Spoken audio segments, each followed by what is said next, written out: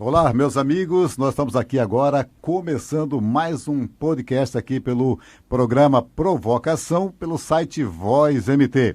Estamos chegando aí já próximo a 2024 e tem as eleições municipais e nós vamos falar sobre isso aí para você que está aí assistindo a gente. Carlos é o nosso companheiro de bancada aqui, vai falar. Carlos, quem está aqui hoje como nosso convidado especial, Carlos?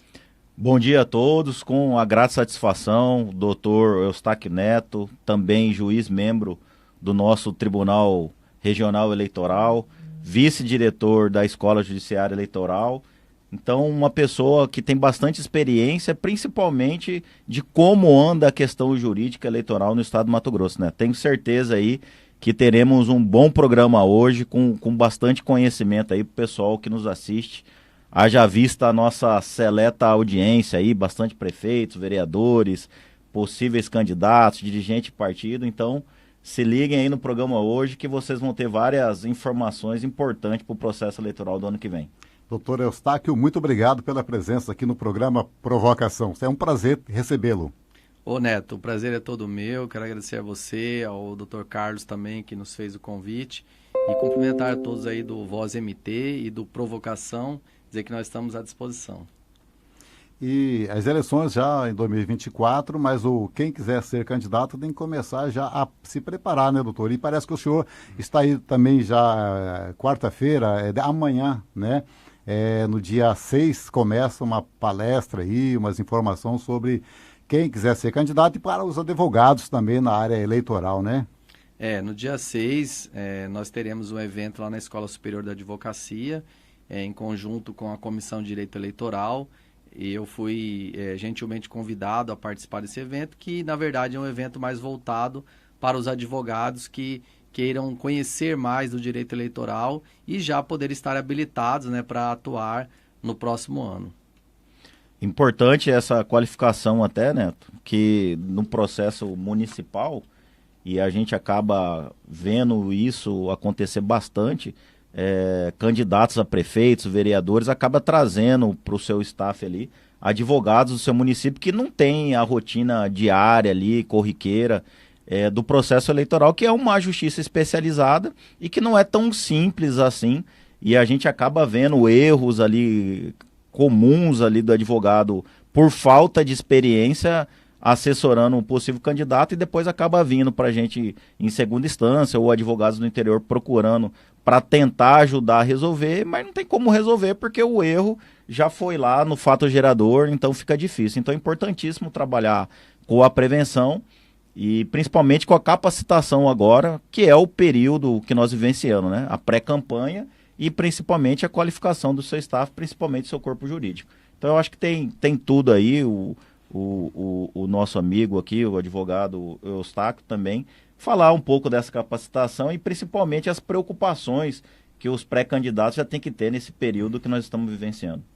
Carlos, importante você tocar nesse assunto e aí vou fazer uma provocação aqui a todos os candidatos e dirigentes partidários que nos ouvem, né? Eu brinco que não vale a pena economizar com advogado e com contador nas eleições, né? Como juiz membro do TRE, eu tenho visto muitos casos, processos, incluindo aí prestação de contas, onde a gente verifica erros que são cometidos por colegas, né, por advogados, exatamente pelo desconhecimento. Por não poderia terem... ser evitado, né, doutor? Exatamente, por não terem conhecimento específico na área. Então, agora que se aproximam as eleições municipais e temos centenas e milhares de candidatos a vereador, por exemplo, acontece do vereador convidar um amigo que é advogado para poder, né, patrocinar a campanha dele no sentido de prestar serviços, né?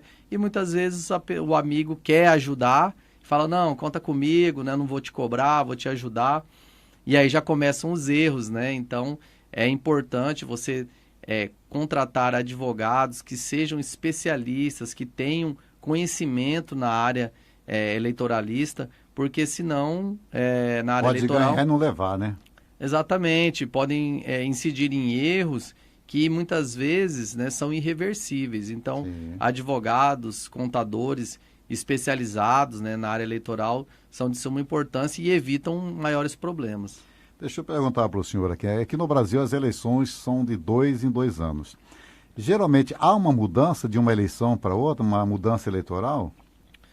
Olha, o Dr. Carlos também vai poder falar com propriedade, né, já que é um excelente advogado eleitoralista, mas depende, né? Por exemplo, das últimas eleições para agora, para essas que se aproximam, não tivemos mudanças significativas na legislação eleitoral. Então, tudo depende. Às vezes, de uma eleição municipal para eleições gerais, existem mudanças sensíveis e, às vezes, passam, né, despercebido, a Câmara dos Deputados, o Congresso, acaba não, né, editando novas leis, não fazendo mudanças significativas. Tudo depende, né? Mas assim, eu acredito que mesmo quando não há mudança, o advogado tem que ficar muito atento, o candidato, porque são minúcias, né? Que se você não prestar atenção, passa batido, perde prazo, o candidato pode ter o voto, eleger e não levar, não sentar na cadeira na qual ele pleiteou, na qual ele disputou uma eleição, né? É importante frisar até aqui agora que houve uma tentativa de uma reforma, uma mini reforma, que para alguns era até hiper-reforma, e por isso que acabou não sendo aprovada no Senado. Então, frisar aqui para os nossos ouvintes que teve uma tentativa de mudança da legislação eleitoral que não prosseguiu, ou seja, a reforma ainda está no Congresso tramitando, ficou no Senado, passou na Câmara, mas está no Senado. Então, as regras dessas eleições, né, vai ser as mesmas regras da última eleições gerais. Mas importante frisar, dentro dessas mudanças, principalmente os entendimentos e principalmente a preocupação que a Justiça Eleitoral está tendo, e já aproveitando o nosso colega que está aqui, que está lá dentro do nosso tribunal, a questão principalmente de se tratando de recursos públicos, né? As campanhas ganharam agora, por meio do fundo eleitoral, por fundo de financiamento de campanha, volumes altos de recurso público. E a Justiça, a assessoria do TRE, está sendo bastante incisiva nessa cobrança, na questão da transparência. E eu acho que a principal preocupação que se tem é principalmente com a utilização do recurso público nas campanhas eleitorais, né, doutor? Exatamente. E pegando o gancho do que o Neto falou aqui, muito embora não tenhamos tido mudanças significativas na legislação, no Código Eleitoral, por exemplo, é fato que em todas as eleições o Tribunal Superior Eleitoral ele edita novas normas, né, por meio de resolução para poder normatizar as eleições. E, falando das municipais, os TREs também, todos os regionais também fazem isso. Só para dar um exemplo, né, e o Carlos, como advogado atuante, viveu isso nas prestações de contas. O Tribunal Regional Eleitoral de Mato Grosso, no ano passado, editou uma portaria, né, uma portaria que é a 365, que é até um pouco questionada, né, por alguns advogados em sede de prestação de contas, exatamente para tentar parametrizar valores a serem gastos nas eleições com recursos públicos. Então, pegando aqui o gancho no que vocês disseram, é muito importante que os candidatos, né, que o jurídico tenha essa consciência de que a Justiça Eleitoral e o Ministério Público Eleitoral continuará fiscalizando cada vez mais recursos, né, que são empregados em campanha quando se tratar de recursos públicos, né? Então tem que ter essa responsabilidade de fazer o bom uso dos recursos públicos e seguir passo a passo as normas que são ditadas pela Justiça Eleitoral. Essa precificação, essa tabela de precificação, tivemos aqui até a presença do presidente da Comissão de Direito Eleitoral, o professor Hélio Ramos, que a comissão luta bastante sobre essa questão e a mudança. Também com outras questões da certidão, dos tribunais, vários trabalhos que vem vindo. Aproveitando aqui para mandar um abraço para todos os membros da Comissão de Direito Eleitoral, que nós fazemos parte, né, doutor? Sim. Principalmente aí na figura do nosso professor Hélio Ramos, da vice Natália, que esperamos aqui tão logo aí para falar da questão sobre o gênero nas eleições eleitorais, né? E então, eu acho que essa questão toda, e aí você até, Eustáquio, também como diretor da EGE, a gente vê a excelência que a EGE vem fazendo também, capacitando os juízes eleitorais, que também não têm o dia a dia, muitos não têm o dia a dia na justiça eleitoral, estão assumindo a função agora e também capacitando o quadro técnico. E a gente vê a excelência, inclusive dispondo vaga para os advogados, uma capacitação que nós, advogados, temos que ter essa preocupação também constante em estar se atualizando, principalmente nessas nuances do processo eleitoral que está por vir, que são as eleições municipais. Eu até nem vou falar muito sobre a questão da violência política de gênero, né? Vou deixar para a nossa colega, a doutora Natália, a qual também cumprimento e mando um abraço, agradecendo inclusive a ela, a doutora Raíssa Castilho, que me fez o convite para, na quarta-feira, estar ali nesse curso, né, de iniciação ao direito eleitoral. Cumprimentar também nosso presidente da Comissão de Direito Eleitoral, doutor Hélio Ramos, e dizer o seguinte, que a Escola Judiciária Eleitoral muitas vezes até desconhecida da população, Neto, é uma escola muito atuante, porque para além do treinamento aos juízes, aos servidores, né, que isso aí é um dos eixos de atuação da Escola Judiciária Eleitoral, ela também tem um eixo que eu julgo tão importante quanto esse, que é o eixo de cidadania, onde nós trazemos à população, aos eleitores, cursos, palestras, também informação sobre cidadania, democracia. Por exemplo, nós temos o projeto Voto Consciente, que leva às escolas, né, do ensino médio essa noção de democracia, de cidadania para os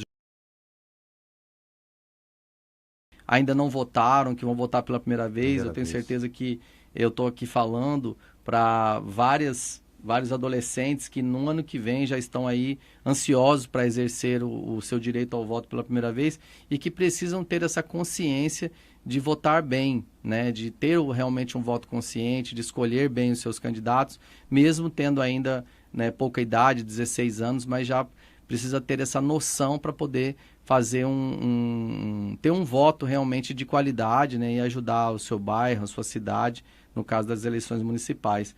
Aproveito também, antes que eu esqueça, mandar um abraço, né, para nossa desembargadora presidente do TRE, desembargadora Maria Aparecida Ribeiro, nossa corregedora, vice-presidente corregedora, desembargadora Serli, que apoiam as ações da Escola Judiciária Eleitoral.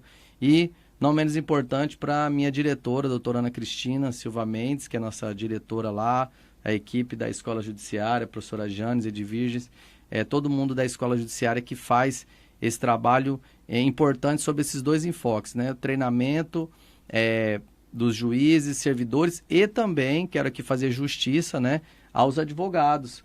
E aí, elogiar a atuação da Comissão de Direito Eleitoral, que tem participado, a gente tem visto em todos os cursos que a EGE tem dado esse ano de 2023, Neto, existe uma participação muito grande dos advogados da Comissão de Direito Eleitoral. Então, quero agradecer aí e elogiar a participação desses advogados que constantemente têm procurado se qualificar. Doutor Eustáquio, uma das coisas que eu tenho certeza que está deixando o TRE, principalmente no Mato Grosso, já que nós estamos falando de Mato Grosso, é lidar com as fake news, né? E agora começam as eleições e as fake news são muitas, não param, o Brasil polarizou, fica um fake news de um lado, fake news do outro lado. Como é que o TRE vai lidar com isso aí? Como é que está os preparativos para tentar combater esse mal que chegou aí na política e está atrapalhando as pessoas de boa fé que querem votar ali, mas às vezes esse fake news chega e atrapalha. Como é que o TRE vai estar lidando com isso, doutor? É importante relembrar às pessoas que nos assistem que a partir de 2018, sobretudo, né, tivemos eleições polarizadas e muito feito pela internet, pelos meios, né, redes sociais, pela internet, de modo que hoje tem gente que nem assiste a propaganda eleitoral na TV, mas recebe tudo no seu computador, no seu smartphone. E aí, junto com esse avanço, com essa tecnologia, né, ou seja, você pode estar em qualquer lugar do Brasil, até fora do Brasil, e receber a propaganda política do candidato lá da sua cidade. Suponhamos que você está fazendo uma viagem, um curso em período eleitoral fora do Brasil e você quer saber quem são os candidatos que estão disputando, né, lá na sua cidade, você consegue ter pelo meio do seu celular. Mas junto com todo esse avanço vieram, infelizmente, o câncer, que são as fake news, né? Vai chegar o bem e o mal ao mesmo tempo, né? Tem que Exato, saber como tudo na peneirar, vida, né? Como tudo na vida.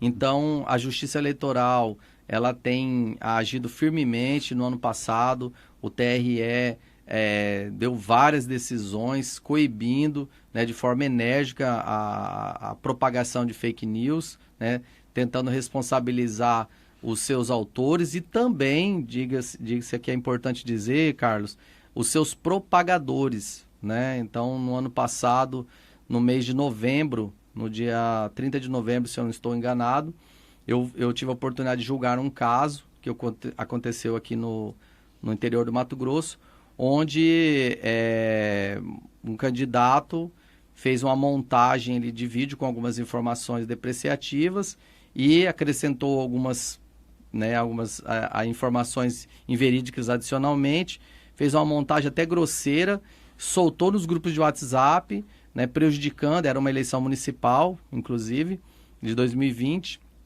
prejudicando o candidato adversário, e aí depois simplesmente a alegação é de que não se sabia quem tinha propagado, que a pessoa que fez não era identificado, e o tribunal veio e disse não só quem faz, na verdade não sabia quem tinha feito, produzido, era um vídeo editado, né? Mas sabia-se quem havia propagado. Então, não só quem fez, mas agora também, né? Quem propaga essas informações também tem sido responsabilizado. Isso é um dos temas da nossa aula de propaganda eleitoral na quarta-feira, né? E aí, existem os meios, né, judiciais para poder combater isso. Os advogados preparados, né, vão saber como manejar esse pedido para que essa propaganda seja retirada imediatamente do ar e também seja bloqueado, né, nos canais em redes sociais, sob pena de multa diária. Então, a Justiça Eleitoral tem atuado firmemente e não será diferente agora no ano que vem. Quem se valer desse expediente, né, nefasto de uso de fake news vai ser responsabilizado e, inclusive, poderá até ter consequências mais graves. Fico besta de ver, Carlos, que eu recebo toda hora, todo mundo recebe essas coisas toda hora pelo WhatsApp, e eu recebi uma ontem, que você olha assim, é um fake news puro, fala, como é que o cara tem coragem de mandar isso aqui para mim, por exemplo, para outra pessoa, né? Eu já olho ali, já deleto, apago, porque é absurdo. E tem gente que manda para frente, isso aí vai ser penalizado criminalmente, aquilo que o senhor acabou de falar aí, né, Carlos? Essa questão da atuação da imprensa como um todo, né, não só a questão do WhatsApp, mas a gente vê nas decisões recentes, inclusive do STF, a questão da responsabilidade da matéria vinculada, né? Inclusive aí recentemente até um meio de comunicação, ele sendo condenado até a pagar por ter publicado apenas, né? Ele não foi autor do Plagiou artigo, ali, da matéria, pagar, né? Mas hoje a responsabilidade de quem divulga ou de quem publica também é constante. Então é uma preocupação que tem que ter, e já aproveitando o doutor Eustáquio aqui, a questão também da responsabilização do eleitor, né? Nesse momento agora de pré-campanha, inclusive, há multas estabelecidas para quem faz a propaganda eleitoral antecipada e não só o eventual candidato, pré-candidato que é responsabilizado, não é isso, doutor? Exatamente. Nós temos duas vertentes. Então, por exemplo, primeiro, supor que toda ilícito eleitoral, e aí falando de propaganda eleitoral, de fake news, tem um conhecimento do candidato beneficiário, é um erro, né? É um pouco assodado você achar que se fulano fez é porque o candidato sabia e penalizar ele. Então, nesse sentido, a justiça tem sido, né, desculpa aí o trocadilho, justa, criteriosa em afastar responsabilização de alguns candidatos que, numa campanha, vamos aí... E pode até ser feito pela oposição, né? Exatamente, numa campanha municipal, onde em reta final, né, aquela correria toda, muitas vezes o candidato não tem a mínima condição de ter domínio de tudo e de todos que estão aí pedindo por ele, né? Sem falar nessa possibilidade que você aventou muito bem aqui. Então, se de um lado a justiça tem sido criteriosa em não responsabilizar diretamente, mesmo aquele que foi beneficiado, se não houver provas de que ele tinha conhecimento, ou fez, ou pelo menos anuiu, de outro lado também não ficarão ilesos aqueles que, não sendo candidato, né, mas meros eleitores, apoiadores que cometerem ilícitos eleitorais também serão penalizados. E o que pode fazer agora, doutor, nesse momento, o pré-candidato? Lógico que é uma pergunta bem ampla, mas assim, o que poderia o pré-candidato aqui fazer dentro do ditame da lei sem ter o risco de estar fazendo propaganda antecipada, incorrendo em multa, ou até mesmo na sua inegibilidade lá na frente, ou até uma cassação de mandato pelo excesso de propaganda no período que ainda não está liberado? A sua pergunta é bastante interessante e mais próximo das eleições, a Justiça Eleitoral sempre, de forma recorrente, fica lançando, né, dicas aí para os candidatos no site, na própria TV, do que pode e o que não pode. Agora, falando em pré-campanha, e aí eu digo isso porque já tem muita movimentação. Isso aí que eu queria fazer uma pergunta ao senhor, já dentro desse contexto, por exemplo, dá um exemplo para a gente que o senhor tem visto aí, alguém já agora, por exemplo, não precisa falar nome de nada, sim, mas que às vezes as pessoas já começam a fazer uma coisa que não pode. Uma coisa que, a primeira coisa que as pessoas que pretendem ser candidatos não podem fazer, dizer que é candidato, né? Mas pré-candidato, essa palavrinha, voto, né? Essa palavrinha pré, ela tem que sempre ser colocada na frente. E pedir voto de hipótese alguma, até porque, veja, nós temos etapas legais ainda a serem vencidas. Tem a questão partidária, né? Ainda a pessoa tem que estar afiliada a partido político, então ela tem que resolver essas questões internas, corporis primeiro, dentro do seu partido, né? Para ver se ela, depois das convenções, se ela realmente será solicitado o seu registro de candidatura. Somente a aprovação, após a aprovação do registro de candidatura, ela pode dizer que ela é candidata, né? Candidato. Então, primeira coisa é isso. E em relação ao voto que você falou, em hipótese alguma, poderá nesse momento pedir voto. Mas o que pode, né? Respondendo à pergunta do meu amigo Carlos aqui, nesse momento, todos aqueles que buscam, né, estão aí pensando em ser candidatos no ano que vem, podem fazer, falar de suas qualidades pessoais, qualidades profissionais, né? Então, falar de si, do que você já fez, da sua história de vida, da sua história profissional, dos seus os seus feitos, né? Não tem nenhuma vedação. Agora, pedir voto em hipótese alguma, até porque você não é candidato ainda, senão você pode pedir o voto, né? E nem ser candidato. Lembrando que todos esses cuidados, eles servem para proteger o eleitor. O eleitor, ele precisa ter uma segurança de que, de fato, o Neto é realmente candidato e não ficar sendo aí confundido, né? Aí, eu achei que ele era candidato, não é mais, então, por isso que essas regras, elas são bastante criteriosas para proteger, ao final, o próprio eleitor. Porque a gente que acompanha a política há tempo já, Carlos é sabedor disso como advogado na área eleitoral, o senhor também na área eleitoral, o senhor sabe que o candidato, quando ele está na rua, aí o eleitor faz uma pergunta para ele. Primeira coisa que ele faz, ele pega o telefone e liga para o advogado. Olha, eu estou aqui na casa de fulano de tal e está perguntando se pode isso. Não é assim que acontece, sim, geralmente? Por quê? Porque aquele candidato não foi nesses cursos que vocês fazem, não foi se preparar para poder dar resposta em cima da hora para o eleitor. Às vezes ele pode perder aquele eleitor porque ele liga naquele momento para o advogado não pode atender, não atende e ele fica sem resposta, depois ele caminha para frente, passa e acaba não dando aquela resposta para aquela pessoa e acaba, às vezes, aquela pessoa nem votando, né?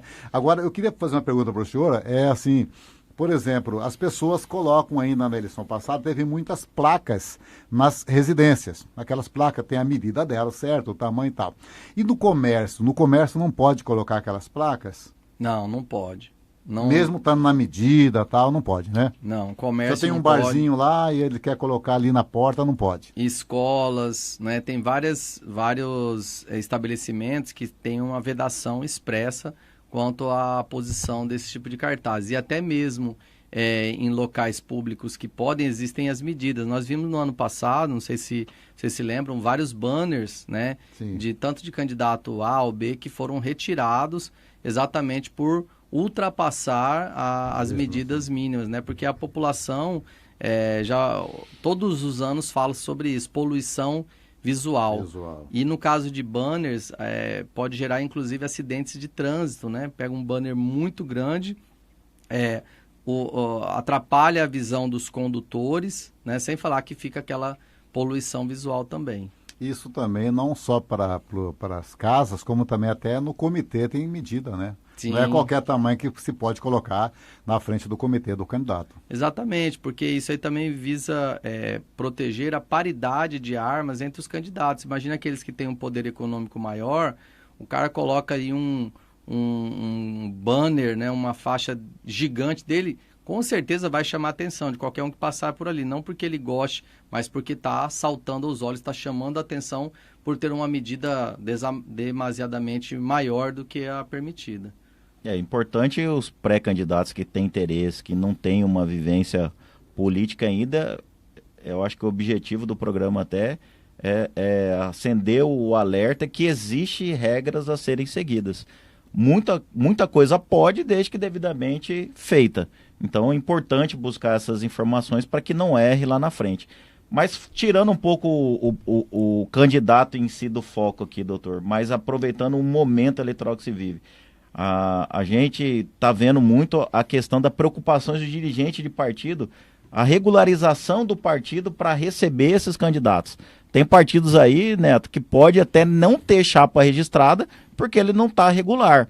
E a Justiça Eleitoral ela vem buscando também mecanismo de cobranças de multas do passado ou alguns erros até de dívidas, de ausência de prestação de contas, né? Então eu acho que é o momento aqui a gente alertar também o dirigente que agora é a hora de regularizar o partido para receber esses eventuais candidatos no futuro. Tem prazo também, né? Senão não concorre às próximas eleições. É importante que o Dr. Carlos falou aqui, porque muitas vezes tem partidos, né, já fazendo convites para vários pré-candidatos aí, vem para cá, né, nós vamos ter uma chapa assim, vai ter recurso, você vai ter apoio, tal, e muitas vezes vai chegar em cima da hora se o pré-candidato, né, também não ficar atento e procurar verificar como que está a situação, a regularidade desse partido. Ele corre o risco de fechar acordos e alianças aqui, deixar de ir para outros partidos que eventualmente estaria regularizado, e aí depois ele perder, não consegue mais ir aqui e também não consegue se filiar a esse partido porque esse partido não está regular.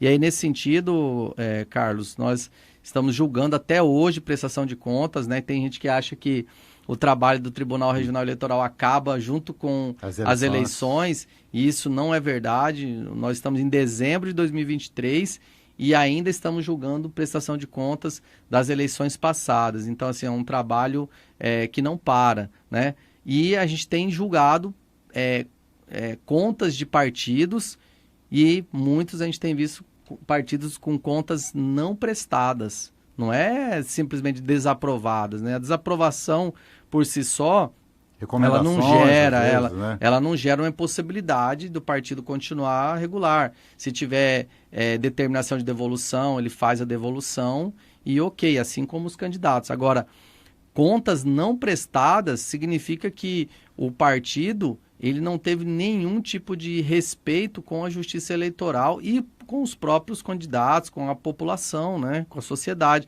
porque ele utilizou recursos e simplesmente não prestou contas para ninguém. Então, a sociedade tem que ficar alerta com isso também e, como disse o Dr. Carlos aqui, os candidatos, né, procurar ver a regularidade dos partidos, e aí tem partidos com dívidas milionárias aí para serem saldadas, e a Justiça Eleitoral não vai perdoar, vai continuar cobrando e cada vez mais, agora com sistemas de busca de bens, né? Então, assim, estão arrochando mesmo para poder todo mundo que deve, né, inclusive os partidos, tem que quitar as contas com a justiça.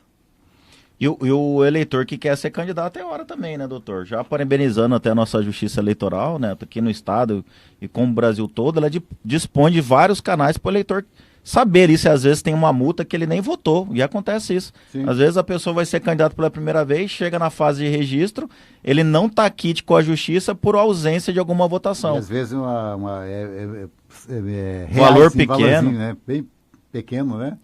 Então, queria que o senhor divulgasse até esses canais aí, a Justiça tem disponível para esses eleitores buscarem agora, ver se está quite ou não está quite e não deixar para a última hora.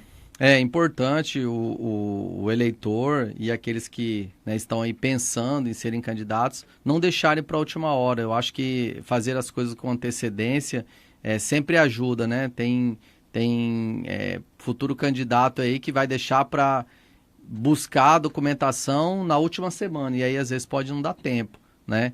Então, procure verificar a sua situação, pode ir procurar o cartório eleitoral mais próximo, né, da sua residência. Se você já souber qual é a zona eleitoral que você vota, procure o cartório eleitoral da zona que você vota. Nós temos aqui junto ao TRE, né, ali uma central onde pode atender todo mundo da Baixada Cuiabana, tirar suas dúvidas, pode acessar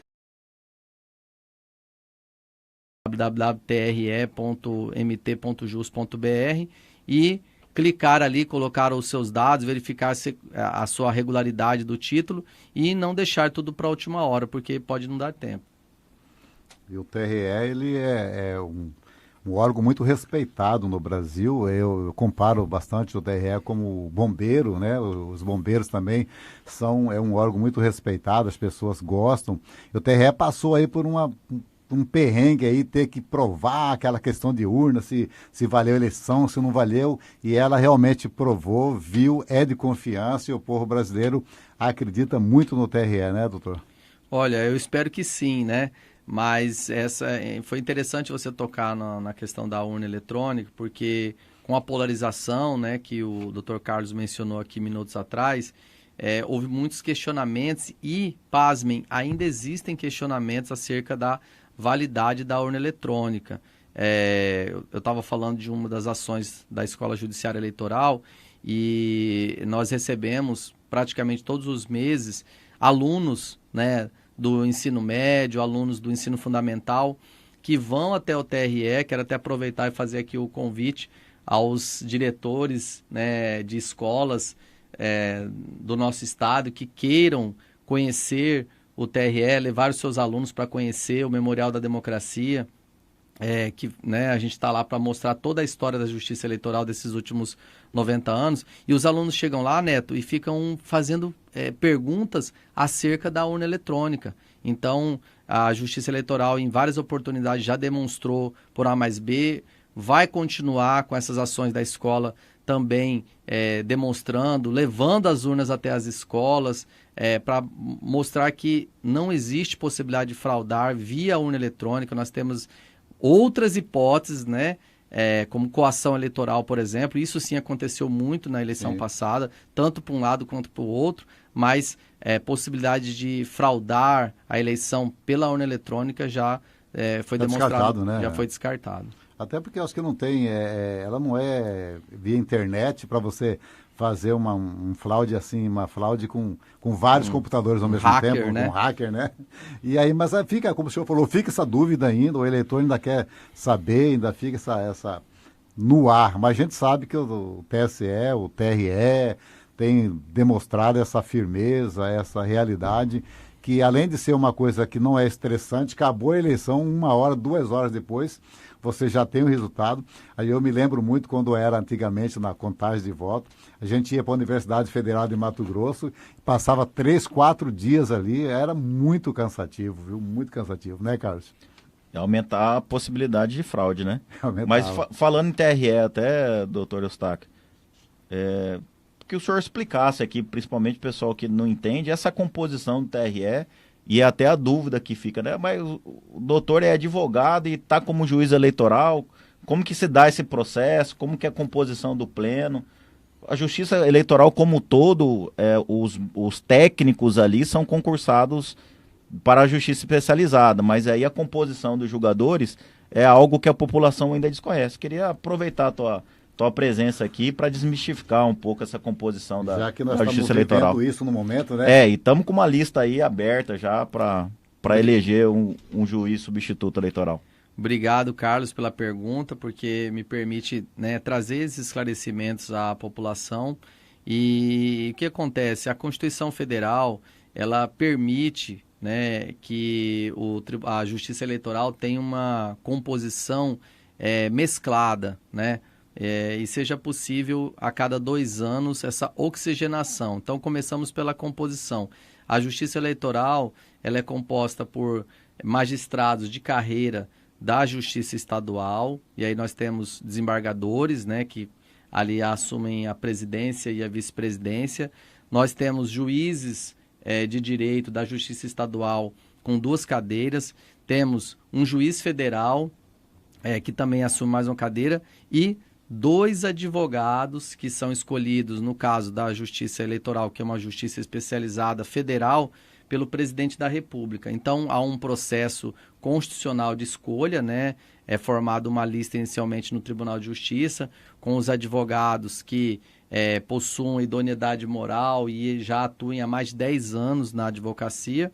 E depois, os 3 mais votados no Tribunal de Justiça são encaminhados essa lista para o TSE, que faz ali uma análise apenas formal, e depois é encaminhado esses 3 nomes ao presidente da República, que faz uma escolha, né, dentre os 3 nomes, uma escolha política daquele candidato que ele acha que é mais viável, né?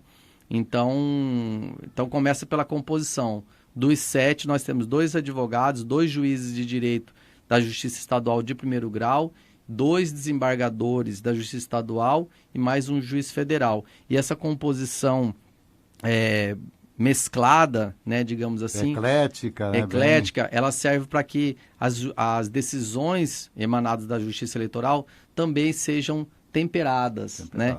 Tenha ali a visão do magistrado que já está mais no topo da carreira, como os desembargadores, com mais experiência, os juízes estaduais, os juízes federais, né?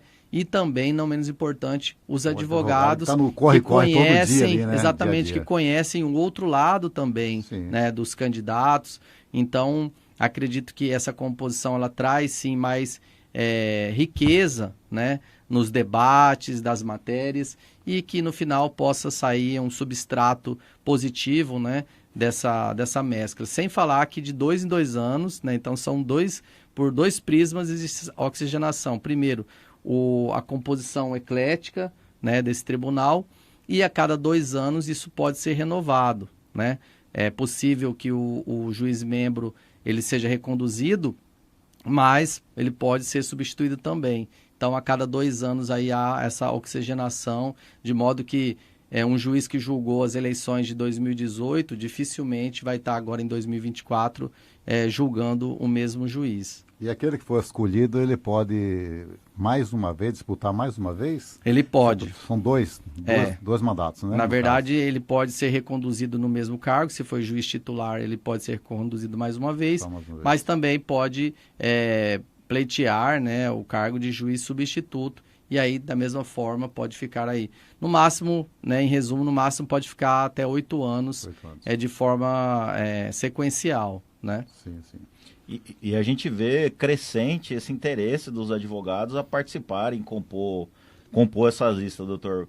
Tem visto isso muito na prática, o aumento de advogados pleitearem uma cadeira no pleno do tribunal? Sim, até comentava na semana passada, né, com os colegas lá do TRE, e com felicidade, né, satisfação saber que nessa última lista foram 13 advogados, né, com mais de 10 anos de atuação, pessoas que já têm uma experiência, uma atuação, uma respeitabilidade na advocacia mato-grossense, que se inscreveram para disputar essa vaga, que vai ser aberta logo mais, né, em fevereiro, pelo doutor Abel Sguarese. Quero mandar um abraço também, doutor Abel, grande expoente aí do tema fake news, né? Então, é muito importante que os advogados, que os colegas advogados despertem, né, tenham interesse em galgar esses cargos, porque certamente enriquece bastante o currículo e também traz mais experiência, mesmo na advocacia. Amanhã, então, dia 6, né, quarta-feira, o doutor Eustáquio, a partir das 9 horas, vai estar lá com a sua palestra falando sobre política e marketing, né, propaganda eleitoral, né? Isso é muito importante, né? Vamos embora, né, Carlos? Nosso tempo já está. Você tem mais alguma saideira aí? Não, saideira aqui, se deixar, a gente fica mais 2 dias falando com o doutor Eustáquio aqui, até pela experiência que tem não só no juízo eleitoral, mas na sua atividade profissional também. Eu até ia trazer um tema relacionado à atividade do Dr. Eustáquio, sabe que ele tem uma atuação forte aí na questão criminal, e eu ia entrar um pouco nessa seara... Não, pode entrar aqui o nosso podcast. Nessa seara da justiça eleitoral, trazendo a competência do crime eleitoral para dentro agora também. Eu acho que é uma coisa nova para nós, operadores do direito aí, que mexe com a justiça eleitoral, essa parte do crime. Sim, antigamente, quando haviam crimes, por exemplo, da justiça estadual ou em outras justiças, por exemplo, justiça comum federal, eram separados, né? Então, os casos eleitorais eram julgados só na justiça eleitoral, os criminais eram divididos. E aí o Supremo vem na questão já, falando da competência, né, da justiça eleitoral, e falou, não, todos os crimes relacionados, né, a eleições que tenham como pano de fundo interesses eleitorais, a competência é da justiça eleitoral, o que fez com que muitos processos migrassem da justiça criminal estadual e federal para os tribunais regionais eleitorais, né, para a justiça eleitoral como um todo. Isso fez com que os magistrados, né, e as suas assessorias tivessem que se debruçar sobre os temas criminais, e esse movimento ainda continua, né? Recentemente estive em Brasília no TSE e existe já aí cursos falando sobre o direito penal e processual penal eleitoral. Então, é muito importante as pessoas saberem que aqueles que cometem crimes eleitorais, eles vão ser julgados pela mesma justiça eleitoral que tem sido firme e célere, né?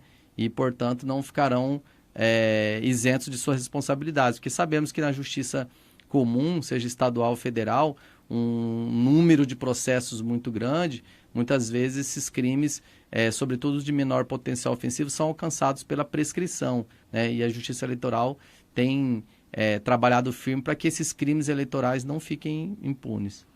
Só pedindo um exemplo para o senhor, por exemplo, se um candidato a vereador nas eleições do ano que vem, se ele comete um crime, foi pego com um revólver, dá um tiro em alguém, ele vai responder no tribunal eleitoral. Não, se ele for candidato a vereador. Veja só, não ainda como candidato, né? Mas se tiver algum cunho, por exemplo, lavagem de dinheiro. Muitas vezes os crimes de lavagem de dinheiro tinham como pano de fundo financiamento de campanhas eleitorais. Então, o que acontecia? A pessoa era julgada na justiça comum, tá? E aí deixava só a parte civil eleitoral para a justiça eleitoral. Agora não, se você comete, por exemplo, um crime de lavagem de dinheiro, corrupção, que tenha como pano de fundo o financiamento de uma campanha eleitoral, isso vai atrair essa competência para a justiça eleitoral e ele vai ser julgado ali. Agora, a título de exemplo de crimes eleitorais, nós temos inúmeros, né? E foi bom vocês terem tocado nesse assunto, porque começa agora a dica também para o eleitor, né? É muito comum, o Dr. Carlos sabe disso, em eleições municipais, começar um movimento migratório de títulos de eleitores para um lado e para o outro. Para um lado e para o outro. Uma cidade para outra. Exatamente. Né? Então, o candidato, né, que ele é desonesto, que tem estratégias ilegais, ele já começa falando assim, puxa vida, aquela comunidade ali, quantos títulos a gente consegue transferir para o outro município? Para que a gente... Porque nós sabemos que, sobretudo no interior, as eleições municipais, a diferença de votos, muitas vezes, muito pouco, né? É de dezenas de votos, né? dezenas ou centenas de votos. Então, a pessoa começa a fazer com que os eleitores de um outro município venham votar naquele que ele deseja, né? Para que possa lhe favorecer. Então, aqui fica aí a dica já para o eleitor. Não minta na hora de fazer a transferência do título eleitoral. Se você não mora naquela cidade, você não tem que votar naquela cidade. E aquele que vai lá e presta uma declaração falsa no cartório eleitoral comete crime de falsidade ideológica. Pode ser responsabilizado e condenado por crime eleitoral. Então, nós temos uma gama aí, inclusive, né, o pessoal fala muito em compra de voto, mas aquele que negocia o seu voto e vende o seu voto também pode ser responsabilizado. E às vezes incorre naquela questão de, em uma casa, ter 40 títulos naquele endereço, porque trouxe de outro município para cá, né? Tem cidades que a quantidade de eleitor é menor do que a população até.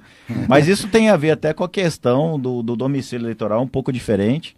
Então tem que ter essa preocupação toda mesmo.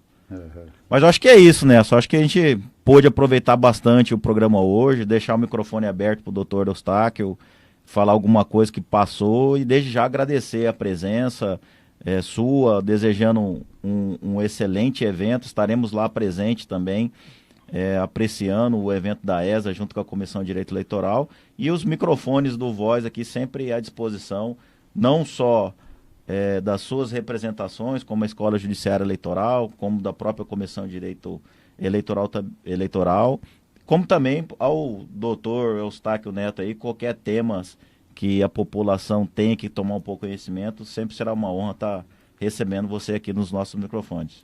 Obrigado, Carlos, obrigado, Neto, obrigado a todos do Voz MT e do programa Provocação. Eu que agradeço pelo convite, né? E sempre que for convidado novamente, estarei com todo prazer aqui, compartilhando um pouco dos nossos conhecimentos e espero poder ter ajudado hoje. Muito obrigado ao doutor Eustáquio Neto. A gente sabe que foi muito importante aqui, foi muito proveitosa aqui o nosso bate-papo. O programa Provocação ficou muito satisfeito e tenho certeza também que o nosso internauta aí também está muito contente, porque pôde aqui extrair algumas informações que é muito importante para as eleições do ano que vem, de 2024. Nosso programa está chegando ao final, o podcast, mais uma vez, Provocação, está terminando. Agradecendo aí ao companheiro Carlos, aqui que faz parte da bancada da Provocação. Mais uma vez agradecendo aí ao doutor Eustáquio Neto e o Matheus aqui, o nosso técnico, né? A você, internauta, que está assistindo o nosso programa, não sei a hora, se é de manhã, se é à tarde, à noite, o nosso muito obrigado. E você pode também assistir essa entrevista em qualquer um de nossas redes sociais, pelo site Voz MT, ou também pelo YouTube ou Instagram. Um grande abraço a todos vocês e até o próximo programa.